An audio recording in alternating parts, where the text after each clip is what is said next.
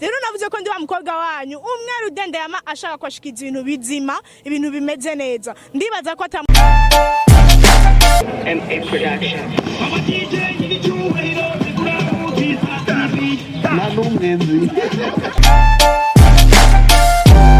kabiri naco kuba nambaye umwambaro wa Empire Avenue novuga ariko ari people call me CDB isoko ry'umunezero people call me CDB.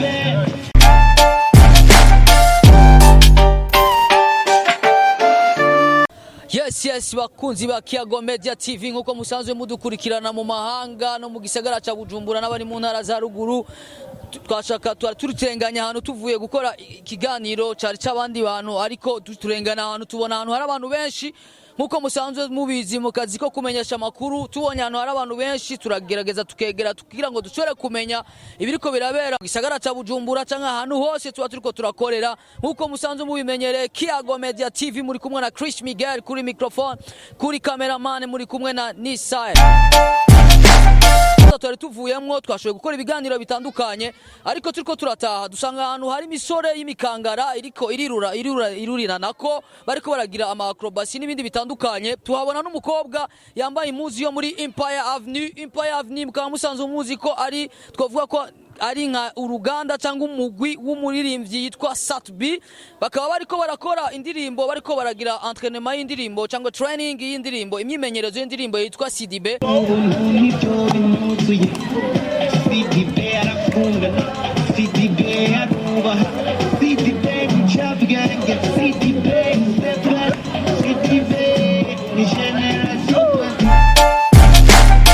Reka tuandane tushobora kumubaza uyo mwigeme tuwasanze yambaye umwambaro wa Empire Avenue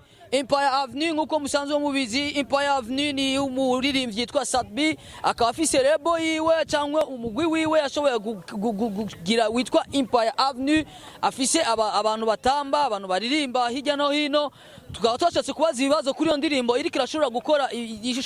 gukora mu gihugu cy'u Burundi haba ruguru no mu mahanga bashobora kuba ariko barumva iyo ndirimbo yitwa CDB iyo zina rya CDB rikaba ryashoboye gutangwa n'uwahoze ari umukuru w'igihugu cy'u Burundi yitwa Domitien Ndayizeye mu gihe hari ikinyamakuru cyashoboye kumugendera kiramubaza ati mbega abaririmbyi b'abarundi wo bubazi bashobora kumubaza umuririmbyi yo muri generation turimwo bamubaza umuririmbyi yitwa Satbi mbega umuririmbyi yitwa Satbi wo bumuzi Domitien Ndayizeye akaba yashoboye kwishura ati uyo CDB nawe nzi kiretse mbajije umuhungu wanje Satbi acashura kuronka inspiration cyangwa aronka iciyumviro cyo gushobora kugira iki gukora iyo ndirimbo yitwa CDB iyo ndirimbo nayo ikaba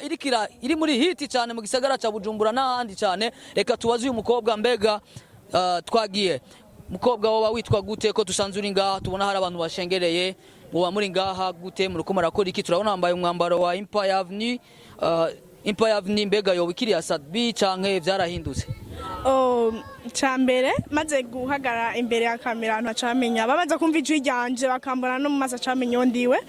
okay nibwira sizikari bose banzi caye batanga abatakuzi urashobora kuvuga je ndashobora kuba peut-être hari abantu bamaze kukubona cyangwa ashobora kubona mu bindi bintu bitandukanye ubukora ariko mu bariko barakurikirana Kiyago Media TV aya masaha kubona tugusanze ahantu kuko nta programme twari dufitaniye ariko ntabwo ndi umuvumbuzi bantu muriko murakurikirana Kiyago Media TV je ntabwo ndi muri bamenyesha makuru bo kuvumbura abantu ariko sanzwe nkora akazi k'imisi yose kandi muri Kiyago Media TV kugira ngo tugiri ico tuyaze tugira ico twohindura muri societe mu kibano no kugira ngo turekane ishusho nziza y'igihugu cyacu cy'u Burundi aho twari turenganye twabonye impuzu yanditse ko Empire Avenue turazi ko ari lebo iriko irakora ibikora inka mu gisagara cya Bujumbura no mu ntara za ruguru ndetse no mu mahanga barakurikirana ibikorwa vya Empire Avenue mbega ko wambaye impuzu ya Empire Avenue nakubajije ikibazo mbega kwanza mwoba mwitwa bande mwoba muri bande mwoba muhagaze ngaha kubwiki kugira abantu batabazi bashobore kumenya mbega ndiko ndavugana nande ku mazina yanje nitwa abanzi ko bamenyereye ko ni Label Gomez nkaba ndi umujournaliste cyo kimwe n'uyu nkandi umujournaliste kuri Buja Nation TV ego hama kwambara umwambaro wa Empire Avenue ni kwerekana bwabo umwe hariho abantu beshazi ngo umujournaliste ntabafise ashigikiye n'ubundi je nta mufise ashigikiye kuko umuntu wari wese yakarakora agakora neza ni mpaka Buja Nation TV wacu tumushigikire twashigikiye kuko tubona yuko kwateza cyane imbere igihugu cacu ego mbega ko twabonye umengo ni donc ntivyari vyoroshe kuba twushoboye kurengana hano tukabona abantu baruzuye kuko turazi yuko si ibintu vyoroshe yuko abantu bashobora kwiyadukiza bakagenda ahantu bakagirira ama entraînement abantu bakaza bakuzura hari ukuntu menga abantu bateza kubaza ati mbega hajya ariko harabera iki kuba atazi ivyo ariko birabera hano wobabwira mu ncamake mbega wewe kuvuze ugatawegamiye kandi ukabura umumenyesha makuru twatubona wambaye impuzu yo muri Empire Avenue mbega koko hano ho bariko harakorerwa iki wari wisunze uyo mwuga wawe wo kumenyesha makuru muri urwo ruganda ukorera rw'amakuru kuri ico kinyamakuru ukorera muri yo mbonesha kure canke waje kabukunzi bwa Empire Avenue kuko abamenyesha makuru nabo barafise ivyo bakunda barafise umuntu yakoze ikintu ciza bakagikunda bakaca pressure barashobora kumushigikira wewe waje kabufana cyangwa waje ngaha nawe kabumenyesha makuru umve bro icambere wabuze yuko hasanze abantu benshi bashengereye hari abantu benshi cyane cyane iyo umuntu akarakora akabakakora ikintu ciza kandi ikintu abantu bose bishimira ni kawaida abantu bakirabe kuko iyo ukurakora ukana nta muntu agwa support birababaje sivyo ica kabiri naco kuba nambaye umwambaro wa Empire Avenue novuga yuko ari team ngamunda ari rebo uri ukwiriyemwe abarimvyi benshi ba Bernice ba Miserika ba Bento ba Satbi n'abarimvyi benshi kandi afise impano ni nkuko ejo mbona nambaye umupira wa Bantu Boy ya birashika bikabaho bivanye nahondi hama mu bisanzwe jewe nahoze uravye mu buzima bwanje nabaye mu Queen Video mu danseuse ibintu vyinshi nyene nabibaye icambere cyatangwa kugira amenye rya zina kugira mbe muri rya zina la Belle Gomez hano bamenye nuko nabaye umudanseuse novuga aba badanseuse bariko baratamba ngaha twigeze gutambana mu kahise rero abantu ndakunda guca umugani ntukibagira aho wavuye rero uno musi rero sigikorwa cabo ca Sidibe ndavuga ati kandi abashigikire mu mugongo nk'umuntu asanzwe mbega kuba atazi iryo zina rya Sidibe bariko barumva ariko riravugwa mu ndirimbo itandukanye mu ndirimbo hari indirimbo yasohotse irikira sirikira mu gisagara ca Bujumbura cyane ivuzwa ku maradiyo hirya no hino n'abari hanze bayikurikirana mbega Sidibe ni giki kuba atazi Sidibe byazananye he ryo ari zina rishasha ry'umuririmbyi Sadu so nk'ico kintu nta ruhusha ndafite rwo kubyishura uwo ni Satbi nyene indirimbo umwanditsi w'indirimbo Sidibe je sinshobora kuja gutahuza ikintu ngo yaririmbye iki wenyene yakiririmbye ni wazi ico gisigura je ndashaka kwanza ico gisigura mugabo atari ko yashaka ndabisigura iyo ni vie privée yo ndamwinjiriye ko sije yandika ntitwari kumwe vraiment ego mugabo tuko turaraba neza atari uko twoba dushatse kwigirisha muntu dusanze hano mumenyesha makuru mugenzi wacu afise akunda Empire Avenue biragaragara naho kwigirisha urakunda Empire Avenue naho bize naho ego ko bafise ivyo bakora bigize ariko nashatse kuvuga kuko ndiko ndumvuriza ya ndirimbo ndumva amajwi y'uwahoze ari umukuru w'igihugu cacu c'u Burundi Domitiano Ndayizeye bega niwe yashoboye kuvuga iryo jambo rya Sidibe iyo jambo rya Sidibe niryo yavuze mu gihe abanyesha makuru bariko baramubaza sinzi ico kintu ko waracumvise ivyo naravyumvise mugabo no muri iyo ndirimbo turatumvamo amajwi y'uwahoze ari umukuru w'igihugu cacu c'u Burundi Domitiano Ndayizeye ariko aravuga ati Sadbi nawe nzi mbega mwavuze Sidibe canke iryo jwi twaryumvisemwo muri iyo ndirimbo bariko bakoragira mu repetition ivyo hari bimwe no banzimwo na bimwe nto banzimwo yo koko yo baramajwi yawahoze ari umukuru w'igihugu ukeneye kumenya kuko ndashaka gusanga ndakubeshe ukeneye kubimenya shikira abaserukiye ba Empire Avenue ko je simvugira Empire Avenue mvugira kya muntu wari wa wese mugabivanye n'ukuntu bantumiye ya ego byakoze je rero sasa ngaha nshigikiye abadanseur biwe ariyo team Satbi dance Satura dance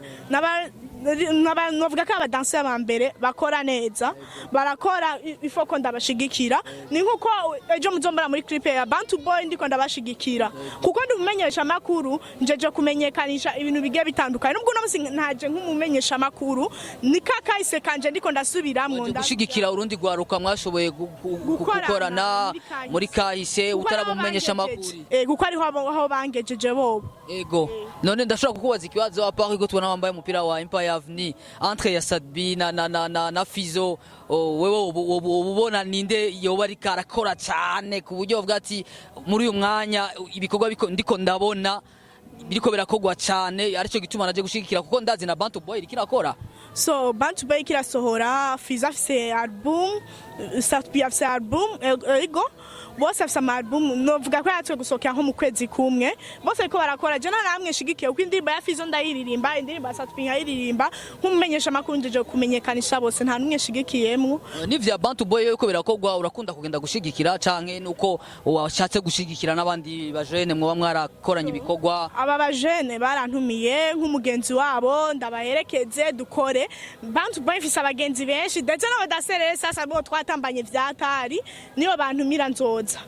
Canke je nzokwitumira ngende. Turumva ko uri umufani w'umuziki w'u Burundi, turumva ko uri n'umumenyesha makuru, ndumva ko indoto zawe arizo gushaka gushikana umuziki ndundi kure, kugira ngo twerekane ishusho nziza y'igihugu cyacu cy'u Burundi, kugira ngo twerekane ibendera ryacu ry'u Burundi riko rirabengerana nk'imisore n'inkumi, nk'imikangara y'igihugu cy'u Burundi, tushobora kuvuga neza igihugu cyacu cy'u Burundi. Bega uri umwe mu bantu biteguye guhagurukana idarapo ry'u Burundi kugira ngo tugerekane mu makungu, twerekane koko imikangara, imisore n'inkumi y'igihugu cy'u Burundi ko tuko turakora kugira ngo twerekane ishusho nziza y'igihugu cyacu cy'u Burundi. So bagiye kura ku TV wanje nanje nkorako, bazi ko nkunda uvuga ati ndi wa mukobwa wanyu umwe w'umurundi kazi, navuze ko nzokwama nteza imbere igihugu cyacu cy'u Burundi biciye mu muziki ndundi, mu tugenegene. Tumacitwa utugenegene, muga mu misiza ntiyazo bakitwa ngo ubugenegene oyaha. Rero navuze ko ndi wa mukobwa wanyu umwe rudende yama ashaka kwashikiza ibintu bizima, ibintu bimeze neza. Ndibaza ko atamusi n'umwe ndingera mbura mu muziki ndundi, abari banzi nk'umukwin video njama muri za gacugere za kwiti ahantu henshi hatandukanye. Baramboye ko nagumye mbandana nubwo nabaye mu journaliste, neza katanyota yiwanje bigera bagera ya La Belle Gomez. Mfise inguvu nyinshi, mfise umutima ukomeye kugira nteze imbere umuziki wacu, umuziki ndundi. Nduze ya drapo yamaze kuduga ndayiduze ngume ndabaha ibintu byiza. Yes, turamwumva ngo ni La Belle Gomez, turamwumva ko muramwumva ko n'umukobwa w'umurundi kazi ashobora kuba ari kumwe n'abandi benshi, twese turimwo kuko ngo twese turi hamwe biragira iki. Uri n'umukorege wanje kabisa. Ego urumva ni bwa bumwe nyene, twese turi hamwe birashoboka. Kandi tugushimira cyane, twashaka tukubaze mbega ko ari abagenzi bawe birakunda ko dushobora kuvugana nabo bavuga kari ku mutima, kubona twabasanze hano bagushigikiye, birakunda ko twoshobora kuvugana nabo kuko nababwiye bakunzi ba Kiyago Media TV, je sindi muri ya team y'abamenyesha makuru bavumbura abantu. Iyo ndenganya ahantu mu kazi kanje kamisi yose nkabona hari ibintu biko birakogwa vyiza, turabaza biba ukavumbura abana nenya je mvubura mvuranutse. Oya we ni donc ça fait partie y'akazi y'igikogwa.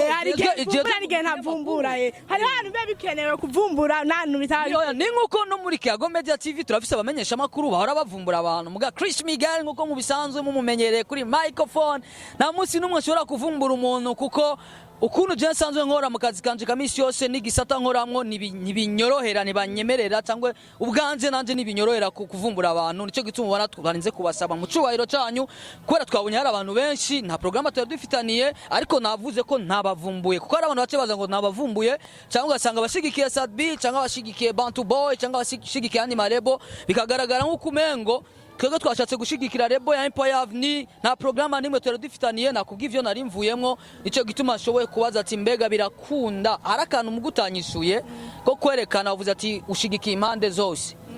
Ariko nta muntu aburi cyakunda cyane kurusha ikindi. Reka peut-être tuzokikobaza undi munsi niba bikunda ko tubikorana kugira ngo dushobore gushira ibendera yacu y'igihugu cyacu cy'u Burundi hejuru.